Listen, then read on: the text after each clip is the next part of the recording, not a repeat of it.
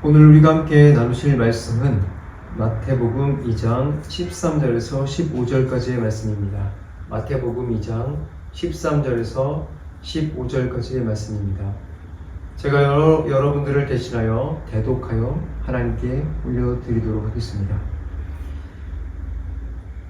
그들이 떠난 후에 주의 사자가 요셉에게 현몽하여 이르되 헤롯이 아기를 찾아 죽이려 하니 일어나 아기와 그의 어머니를 데리고 애굽으로 피하여 내가 내게 이르기까지 거기 있으라 하시니 요셉이 일어나서 밤에 아기와 그의 어머니를 데리고 애굽으로 떠나가다가 헤롯이 죽기까지 거기 있었으니 이는 주께서 선지자를 통하여 말씀하신 바 애굽으로부터 내 아들을 불렀다 함을 이루려 하시니라.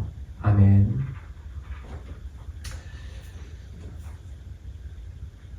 오늘 우리가 함께 살펴본 말씀의 제목은 애굽으로 피하여입니다. 애굽으로 피하여.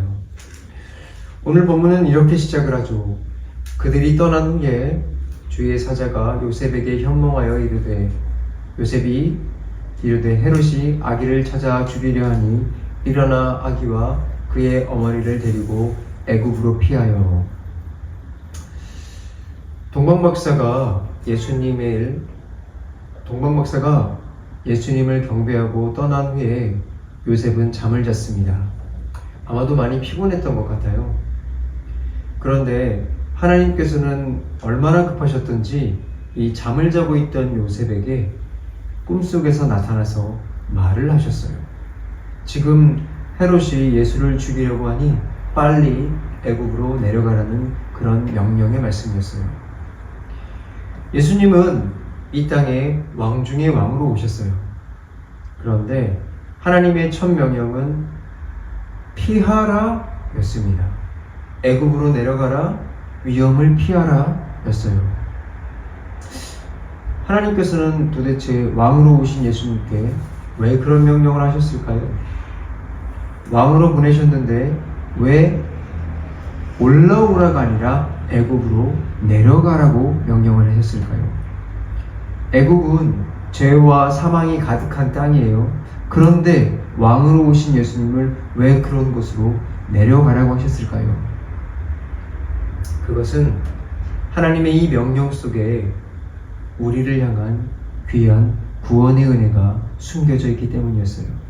오늘 이 시간 우리는 이 하나님의 명령을 통해서 우리에게 도대체 무슨 은혜를 주시려고 하시는지 함께 살펴보는 시간이 되었으면 좋겠습니다. 오늘 본문은 요셉에게 하시는 하나님의 말씀이 담겨 있어요. 그것은 아기 예수와 그의 어머니를 데리고 애굽으로 내려가라는 그런 명령이었죠.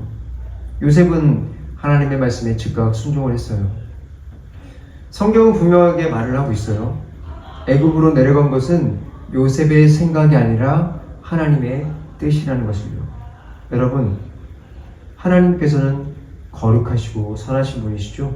그래서 우리는 이렇게 생각을 해요. 우리가 생각을 할 때 거룩하고 선한 곳으로 하나님께서 우리를 늘 인도하실 것이다.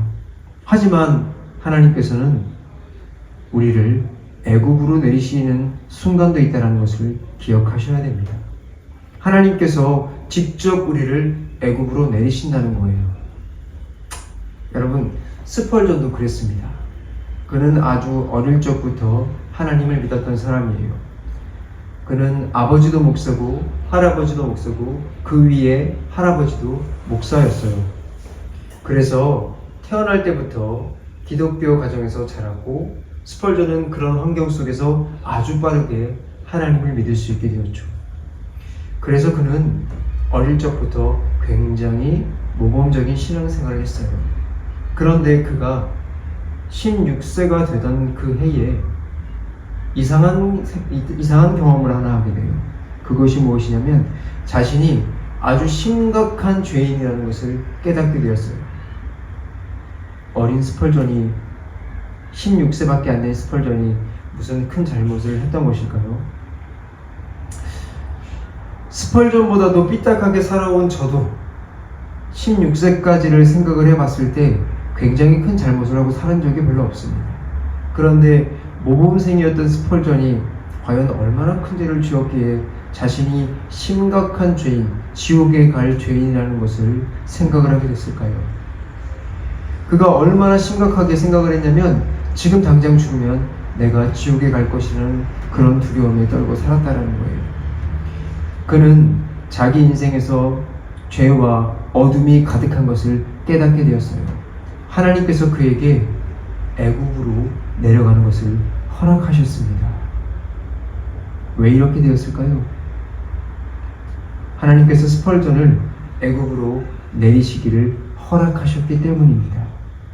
여러분, 오늘 본문의 예수님은 어떠신가요? 마태복음을 시작하며 세상에 왕이 오셨다.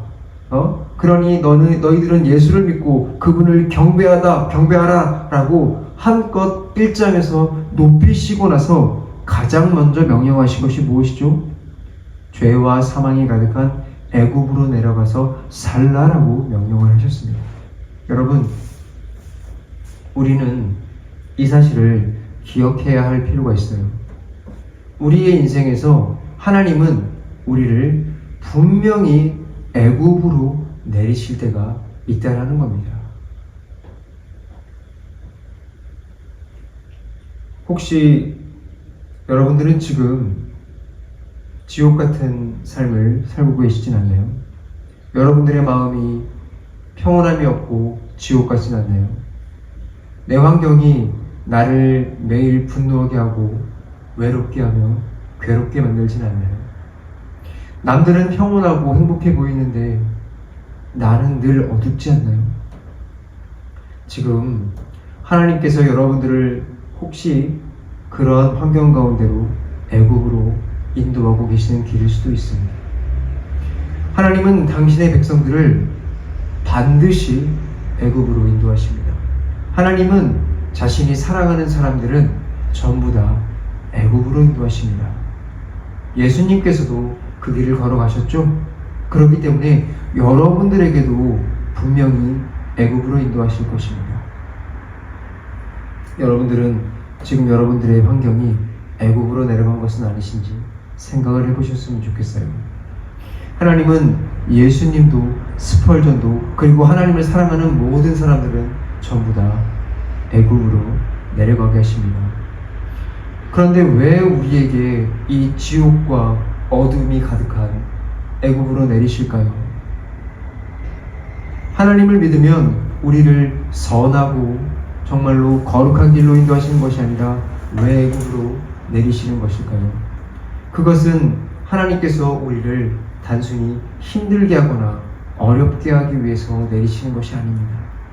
그 어려움과 무너짐 속에서 하나님이 내리시는 이유는 바로 여러분 자신의 실체를 보게 하기 위함입니다.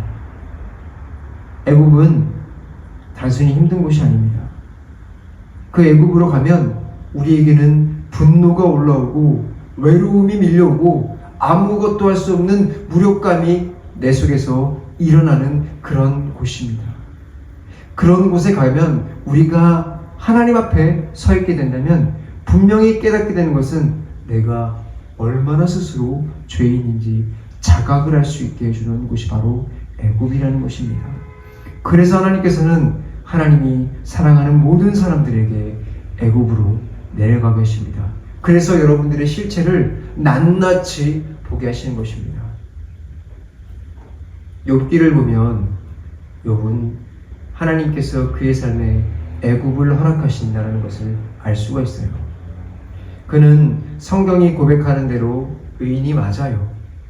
그가 얼마나 의인이냐면 그가 아주 작은 죄라도 지었을까봐 자식들이랑 잔치를 한 후에 하나님께 자신을 성결하게 해달라고 바로 예배를 드렸습니다. 제사를 드렸어요.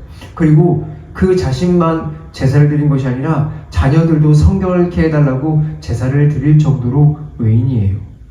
그런데 그런 욥에게 하나님은 애굽을 허락하셨어요. 그 정도 되면 애굽을 허락하지도 않을 것 같은데 그런 욥에게도 애굽을 허락하셨다고요.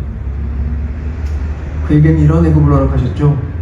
재산은 모두 날려버리시고 자녀들은 모두 죽여버리시고 와이프는 그를 저주하고 떠나게 하면 친구들은 찾아와서 그의 속이 썩도록 상처를 내게 했습니다. 그런 욥에게 남은 것은 무엇인가요? 그 자신의 밑바닥을 보게 되었어요. 겉으로는 그가 분명히 의인이 맞았지만 마음속 깊은 곳에서는 여전히 하나님보다 자신의 왕됨을, 자신을 의지하는 민낯을 보게 하신 거예요. 그래서 욥은 깨달았어요. 정말로 내가 죽고 하나님만 바라보고 사는 것이 진정한 구원이구나. 그래서 욥은 내가 귀로만 하나님을 들었으나 이제는 눈으로 하나님을 보게 됩니다 라고 고백을 하게 되었어요. 여러분, 하나님이 사랑하는 자들에게 반드시 애굽으로 내려가게 하십니다. 그 이유는 간단하죠. 여러분들의 진짜 모습을 보게 하기 위해서예요.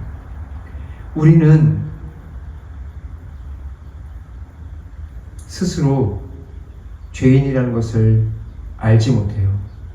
이것은 마치 우리가 하나님을 교리적으로 배웠을 때 하나님을 안다라고 고백하지만 실제로는 하나님과 사귐이 없어서 하나님을 모르는 것과 같이 우리는 스스로를 죄인이라고 알지 못해요. 입술로는 분명히 고백은 합니다.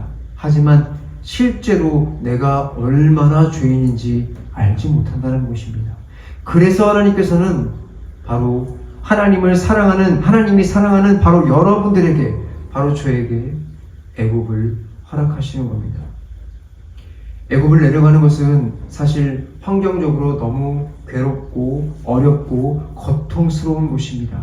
하지만 그곳에 내려갈 때에만 우리는 진짜 우리를 보게 되고 하나님의 은혜가 무엇인지 알게 되는 것입니다. 하나님의 은혜를 갈망하는 것이 무엇인지 알게 되는 것입니다. 하나님의 얼굴을 바라보는 것이 얼마나 소중한 은혜인지 알게 되는 것이에요. 지난주에 저는 이 말씀을 준비하면서 애굽에 내려간다는 것이 이렇게 된다는 것을 깨닫게 되고 나서 애굽에 내려간다는 것에 대해서 생각을 아주 많이 하게 됐어요.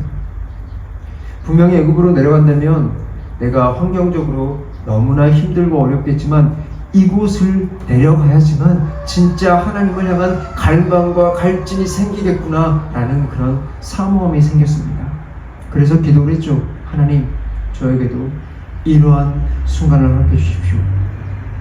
역시 하나님은 이러한 기도는 굉장히 빠르게 응답을 하시는 것 같아요. 지난주 수요일쯤이었나요? 제가 이렇게 기도를 하고 살아가는데 어떤 작은 일이 저에게 다가왔는데 그 상황이 저에게 심장 가운데 못을 박는 일이 하나 생겼어요. 정말 별일은 아니었는데 이런 사건이었어요. 제가 아는 분에게 어떤 선한 뜻을 가지고 그분에게 배려를 하는 행동을 했습니다. 그런데 상대방에게 그 배려를 통해 돌아온 것은 고마움과 감사가 아니라 저를 향한 비난이었어요.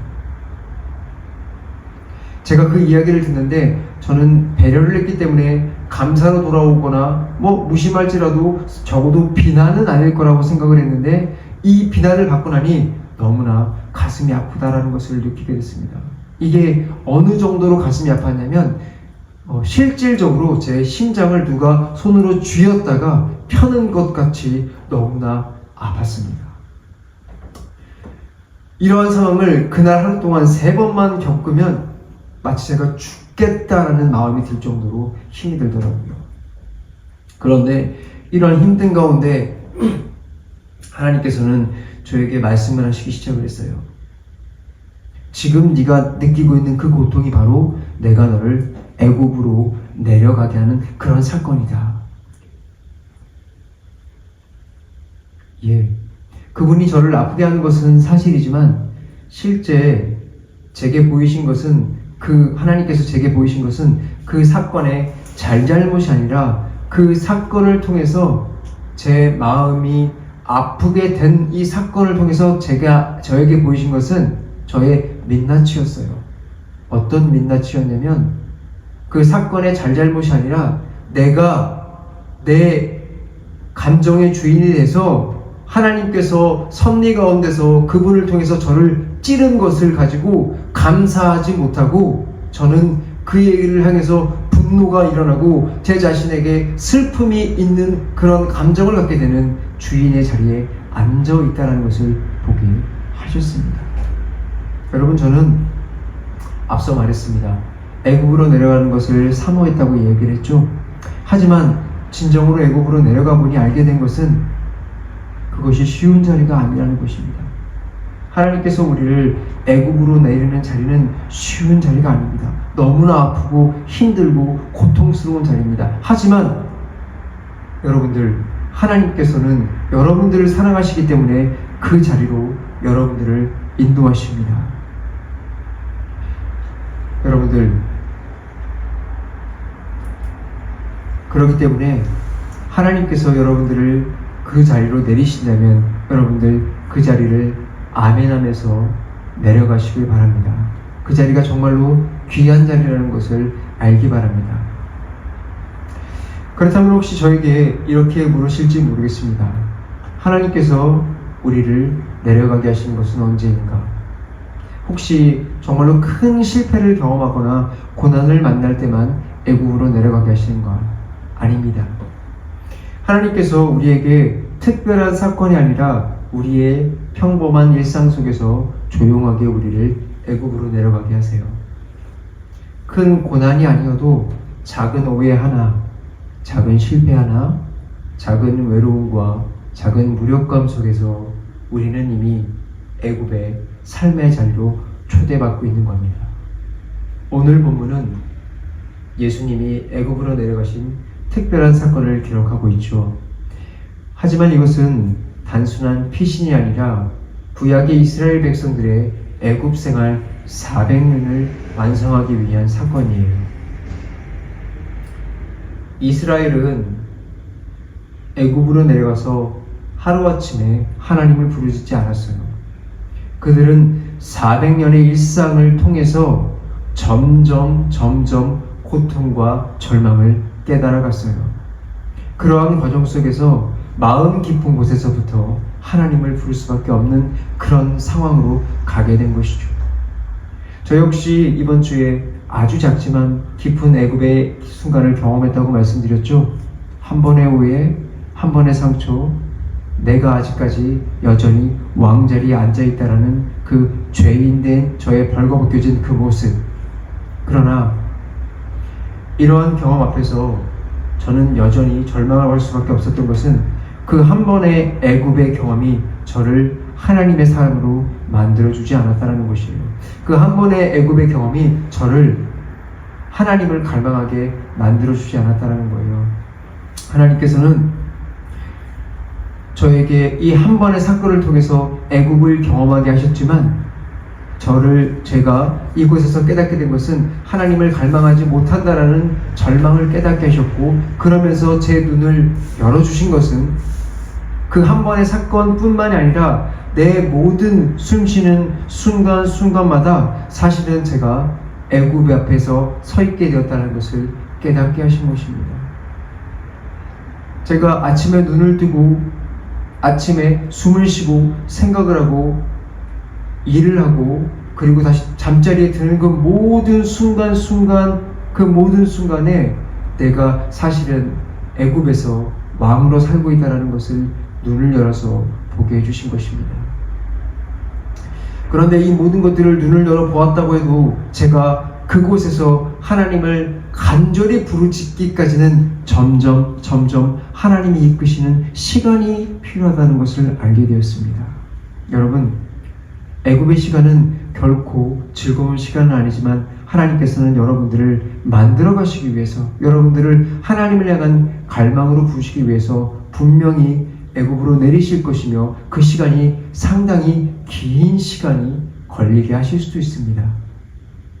분명한 것은 우리가 분명히 결코 이 시간이 즐겁진 않지만 이 길을 걸어가야 한다는 것이고, 제가 또 한 가지 알게 된 것은 이 길을 걸어가면서부터 알게 되는 것은 세상은 저에게 환경적으로 찌르고 어렵고 힘들게 하지만 그럴 때 제가 알게 된 것은 하나님만 바라보는 기쁨을 주신다라는 것입니다. 내가 하나님 앞에 얼마나 죄인인지 철저히 깨닫게 되는 그 아픔, 세상에서 무시당하고 깨져나가고 정신적이고 육체적으로 고통을 주는 큰 아픔이 있지만, 그러나 그 아픔 가운데서 하나님만을 바라볼 수 있게 하는 그 기쁨, 세상이 줄 수 없는 그 기쁨을 하나님이 애굽 가운데서 우리에게 허락하신다라는 것입니다. 저는 여러분들이 부디 하나님께서 나에게 애굽을 허락하셨구나라는 것을 깨닫게 될 때 동시에 그 애굽에서 하나님께 순종하며 그분을 바라보는 기쁨을 맛보셨으면 좋겠습니다. 그 기쁨을 맛보실 때 여러분들은 하나님을 향한 갈망이 살아날 것입니다. 구원을 향한 갈망이 살아날 것입니다. 내가 정말로 구원이 필요한 자라는 것을 알게 될 것이며 하나님의 얼굴만을 구하는 자가 될 것입니다. 그러므로 여러분들, 하나님께서 여러분들을 애굽으로 이끄실 때 그것을 두려워하지 마시고 주님만 바라보시길 바랍니다. 사랑하는 복음의 교회 성도 여러분들, 하나님께서 우리를 애굽으로 인도한다는 것은 특별한 사건이 맞지만 여러분들이 평범한 일상에서 일어난다는 것을 기억하시고, 하나님께서 여러분들을 애굽으로 내려가게 하시는 그 순간을 잘 포착하시고 그곳에서 하나님을 향한 부르짖음이 시작되기를 바랍니다. 사랑하는 여러분, 하나님은 그러므로 여러분들을 직접 애굽으로 이끄실 것입니다. 왕 대신 예수님도 내려가게 하셨고, 스펄전도 내려가게 하셨고, 하나님이 사랑하는 사람은 모두 내려가게 하셨습니다. 그리고 우리도 지금 우리의 삶 속에서 작은 아픔과 작은 실패, 좌절 속에서 하나님께서 여러분들을 조용히 애굽으로 내려가게 하고 계십니다. 내려감은 하나님이 여러분을 버리셨다라는 이야기가 아닙니다. 내려감은 하나님이 여러분들을 고통스럽게 하고 싶다, 여러분들이 죄인이니 죄를 받으라라고 이야기하는 것이 아닙니다. 오히려 하나님께서 여러분들을 애굽으로 내리시는 것은 여러분들을 구원하시기 위한 은혜의 시작입니다. 그러므로 여러분들, 하나님께서 여러분들을 애굽으로 내리고 있나요? 그것을 두려워하지 마시기 바랍니다. 내가 무너지고 내가 상하고 내가 아무런 존재가 아닌 것처럼 느껴지는 그 자리, 바로 그곳에서 우리는 하나님을 만날 수 있게 될 것이니까요. 우리의 실체를 보여주시는 이유, 우리를 정죄하기 위함이 아니라 하나님의 생명을 비로소 여러분들이 체감할 수 있게 해주기 위함입니다. 그래서 오늘의 이 내려감, 여러분들에게 허락하시는 이 내려감을 은혜로 받아들이시길 바랍니다. 괴로워서, 눈물이 나서, 이해할 수 없어서 하나님을 신뢰할 수 없습니까? 그곳에서 하나님을 신뢰하십시오. 왜냐하면 애굽은 여러분들의 삶의 종착점이 아니라 하나님께서 우리를 부르시는 시작이며 구원의 통로의 입구이기 때문입니다. 사랑하는 여러분, 지금 이 자리, 이 작고 아픈 오늘의 이 자리, 하나님께서 여러분들을 부르고 계십니다. 그러니 이 내려감 속에서 주님을 바라볼 수 있게 되기를 바랍니다. 하나님은 결코 여러분들을 포기하지 않으실 것입니다. 반드시 건져낼 것입니다. 반드시 여러분들을 구원의 달로 이끄실 것입니다. 이제 다 같이 기도하겠습니다.